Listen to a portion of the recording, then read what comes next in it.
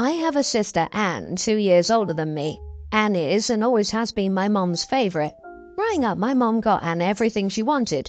New clothes, toys, electronics, her own bedroom, in a one-bedroom apartment. I slept on the floor in the living room with mom, etc. We were poor, so sometimes my mom would borrow money, take out loans, hustle or play her luck gambling to get her what she wanted. But if I were to ask for anything, I always got hit with the, "Next time, we don't have the money." I was also denied specific experiences that my sister got to have. For example, I wasn't allowed to date, go to friends' houses, or walk to the store alone. My mom rationalized this by saying that she treated us differently because of our personalities, with my sister being the diva and me being the quiet one. I've come to accept that she loves us differently and have moved on with my life. I now have a son of my own, and my sister has 2 kids as well. For Christmas, we all plan to meet at my mom's house. My mom has also enlisted me to help with preparations, so I've been taking her to the store, setting up decorations, etc. I was helping her put the final touches on the tree recently and arranging the gifts, when I noticed that Anne's kids had many more gifts than my son. Specifically, Anne's kids had about 12 gifts apiece while my son had 3. I commented on it, and she said that since my son is small, he's a preschooler, he'll outgrow everything fast, both clothes and toys, so she didn't get him much. I let it go, but it still bothered me. My sister's kids are a pre-tween and a young grammar schooler, which means they'll grow fast too, making her excuse a bit lame. I asked her about it again, and she admitted that it was because Anne's kids are special. She said they were her heart and soul. I felt hurt, but I thought I was being too sensitive. I talked to my husband about it, and he agreed it was hurtful and questioned whether we should go to my mom's for Christmas. I decided we wouldn't go and called my mom to tell her. She got mad and said I was childish and needed to get over it because all grandmothers have their picks when it comes to grandchildren. She said she still loves my son and thinks I'll be hurting him by not letting him see her on Christmas. She's told Anne about it and other people vaguely over Facebook, and Anne more or less said it's our problem and she's going to enjoy Christmas either way. Am I the idiot for not going to my mom's house for Christmas? Oh my god, absolutely not the idiot. Your mother and your sister are cruel. Hold on to your husband and your son for dear life and run away from these evil people. Your son doesn't need a constant reminder that he's not grandma's favorite and grandma likes the other grandkids more. Protect your family and give them the love you never got from your mother. As the grandkid who had to watch my grandmother favor my 2 cousins, it hurts. As a child, when you're treated this way, you have no idea why, which makes it hurt even more. It wasn't until I grew up that I realized that not only were my brother and I treated differently, but my dad, who financially supported her, was also treated differently. I made the decision to go no contact and never regretted it. The very fact that OP was the one helping prep her mom's Christmas, while her mom favors her sister and her kids, tells you everything you need to know about who will be expected to care for her mom when she's old. No contact starting now is the best way to dodge that bullet. By the way, sister will swan in and count the gifts when the work's done. Leave before the dishes get washed too, I assume. Of course Anne will enjoy it. She'll be even more the center of attention, and it's easier to complain about when you aren't there. Mom is only mad because she needs OP to serve and clean up dinner. OP shouldn't go. Let her sister wash the dishes for once. No, wait. Mom will have to do it. Enjoy your totally mom-free life. She treated you like a second-class citizen for your whole life. It's time for her to know what that felt like. My husband, 41, and I, 38 female, have 2 children. Our daughter Rachel, teen, and our son Tim, young teen. Forever I've been begging my husband to do more around the house, but he continues to be a lazy man-child. He does the bare minimum when I force him, and that's it. Our son is learning from him and not doing his chores, not cleaning up his messes, and expecting his sister to cater to him. Puppy is enabling him and secretly overrules me when I punish Tim. We had more than one argument because of their laziness. Yesterday I was shopping with Rachel and we met a friend from work and her boyfriend. So I called my husband and asked him and Tim to clean the house ASAP because I'll be bringing guests. The house was a mess when we arrived home nearly 2 hours later. I never felt so embarrassed in my life. My friend smiled and downplayed it as normal, but I could see the look she exchanged with her boyfriend. We chatted for 20 minutes after I cleaned the living room a bit, and then they left. I finally had enough. I told both hubby and Tim to get the heck out of my house and not come back until they learned to respect me and be helpful around the house. We had a bad argument, and in the end, they gave up and left. My son has called me since from the motel where he and hubby are staying and begged me to let him back in. I told him he could ask me again next year and I might consider it. They're banned for Christmas. Family will gather in my house this year and New Year's Eve. Tim will then return. Hubby, I'm not sure yet. My mom and sister are against this. They think I'm way too harsh, especially to Tim. But I think he needs a serious wake-up call and this will be it. And I don't give a damn about hubby at this point. Am I the idiot? You kicked them out before Christmas? You kicked out your child through the holidays for being messy because you were embarrassed in front of your co-worker? Yeah, you are the idiot. Honestly, if it had been me, no matter how justified you felt or actually were, your next conversation with me would be to tell you to sign the papers. LOL at the lazy slob who wrote, "You are the idiot." LMAO, oh no. Imagine being a lazy, deadweight slob and thinking saying you'll divorce a hardworking wife is a threat. Delulu. Dude probably didn't think it through. Shocker, I know. And realized that he's actually encouraging the deadbeat to give OP the best Christmas gift ever. Freedom. Chances are hubby is in no position of power to make such threats. My guess is he doesn't work and leeches off OP. You're not the idiot. I get why you're done with talking after trying so hard, and now you have to take consequences. And if you also have no love for your husband, I wouldn't wonder about it. No one wants intimacy with someone you have to mother. You're just describing what women all over the world are fed up with. Also, you didn't throw your son out on the street by himself. He went with his father. If Tim doesn't like living in a pigsty, I guess he needs to learn to pitch in and help.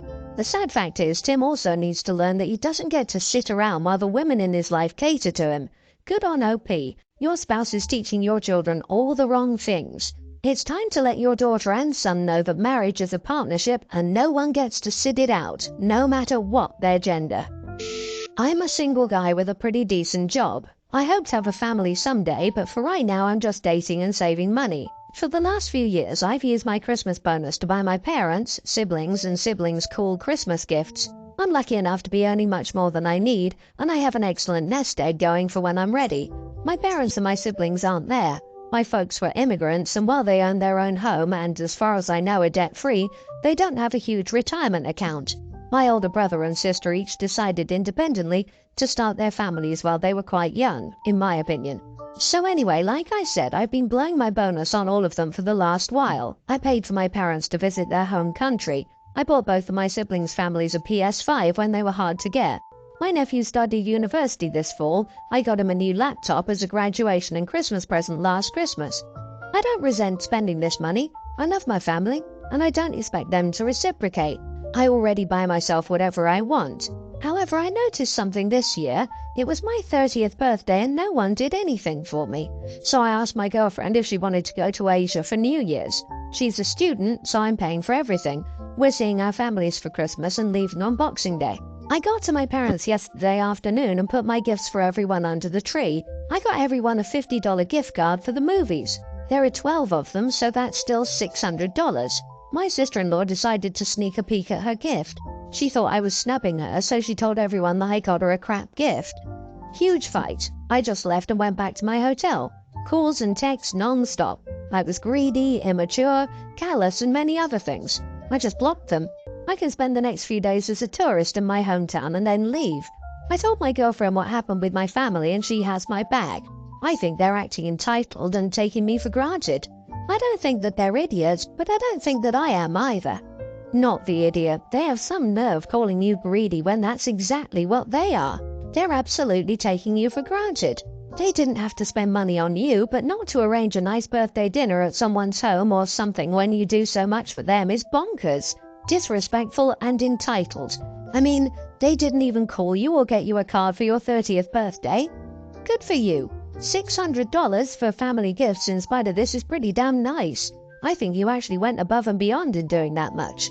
This will always be the problem with some people. You give them terrific gifts and then they expect it as their due. You're young and should be able to use your money for your enjoyment.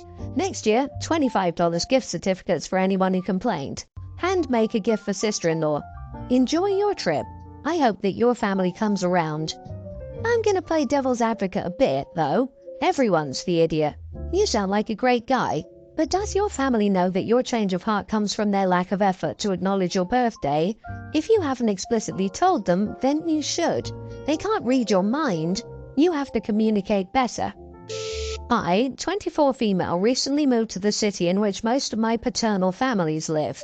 I grew up in another city and went to college on a different coast. I wasn't close with them, spending only 6 Christmases with them growing up. I visited everyone in person once when I moved, so they knew I was living in the same city. I'm a pretty good cook and baker, so when I was invited to a potluck family party at my grandparents', I brought a chicken stew which received a lot of praise. One of my aunts asked if I also baked, and I said yes, showing them a few pics of my baked goods. My cousin Lisa, 30 female, then invited me to her little girl gathering, telling me it was a drink and dessert party and that the theme was chocolate. I made a beautiful white chocolate cake for the party. It wasn't big, as Lisa told me there would be 10 people attending, but because it was small I could make it a little fancy with silver and white winter decorations. Everyone exclaimed how beautiful the cake was, and when Lisa put it on the table it stood out as the rest was different shades of chocolate brown. My cake was praised. The food and drink were delicious. I hung out with my cousin and met Lisa's friends and her husband's family. I thought everyone was nice. Later, Lisa called me, not exactly complaining, but telling me next time I should have kept to the party's theme. I told her I did, as white chocolate is chocolate. Lisa said that her husband's sister and a couple of nieces thought it was inappropriate for me to bring a dish that stood out so much, completely ignoring the party theme. They felt all everyone talked about was my cake. They asked Lisa to tell me to tone it down or don't invite them or me to the same party because they can't stand someone's attention-seeking. Personally, I don't think I did anything wrong, but this is a group of 3 people thinking the same thing, so am I the idiot? Not the idiot. She should have said that if Lisa wanted a chocolate party where everything was brown. If she wanted a chocolate party without white chocolate, she should have said that. Absent other instructions, you honored the theme. I'm sensing that Lisa is just jealous of your baking and cooking skills. FYI for the future, and I'm sure you know this, but white chocolate contains no cocoa, cacao solids, and sometimes not even cocoa butter. So it's debatable whether it's chocolate at all. Also, many people who like chocolate explicitly do not like white chocolate. I suspect even if you'd asked Lisa her opinion on white chocolate, she would have still found a reason to be unhappy. I completely agree that she would have found a reason to be unhappy regardless. This sounds like a witch-eating crackers complaint by Lisa and co. Ignore and stop letting them have your delicious cakes in the future. She wasn't upset the cake was white. She was upset the cake was better than hers. Lisa is jealous, plain and simple. I guarantee no one said those things to her. No one. She's lying to you because everyone loved your beautiful cake. I love that you did something different. I've been with my husband Adam for 12 years in total. We have 3 young children, and for the last 3 Christmases, Adam's family has come from different states to spend Christmas at my house. Originally, his parents hosted Christmas, but due to having babies, etc., we didn't want to fly. Everyone has been happy with this arrangement, meaning 5 of his family members stay here for 5 days over Christmas. This includes his brother Matthew and his other brother and sister-in-law. Matthew is a good kid even though he is 26 now and is very much the youngest child. When he was younger, he was a bit of a wild child, partying, etc. The family was happy when he seemed to get into a serious relationship with Alice last year. I have no issues with Alice. I invited everyone to Christmas in June. I didn't invite Alice. I assumed she would be seeing her family. I got a message a couple of weeks ago from my mother-in-law about Christmas, and she mentioned Alice wanting to make a dish. I replied back stating I didn't know Alice was coming and she wasn't invited. This caused a load of text messages and phone calls. I eventually left this till Adam was around to deal with it. Adam thinks Alice should come. However, there's no room in the house. Matthew usually sleeps in the office and this would not fix a double bed. In addition, while I like Alice, I don't want people who may not know my children in 10 years here on Christmas Day. Adam and I have majorly fallen out about it, so he went back and said there was no room in the house but Matthew and Alice were welcome to get an Airbnb or hotel and come round on Christmas Day. At this point, Matthew just said he wasn't coming if they weren't welcome. This has caused my mother-in-law to state that she might just host a small Christmas at home. Adam's other brother and sister-in-law are clearly debating this option. Adam now wants to go back to Matthew and say it's no issue if they sleep in the snug.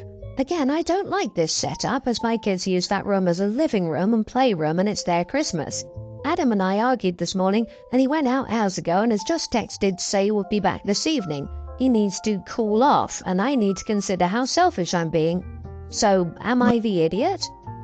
You are the idiot. You're making a huge deal out of something that should be a non-issue. Couldn't you suck it up for the holiday to keep the peace and be inclusive?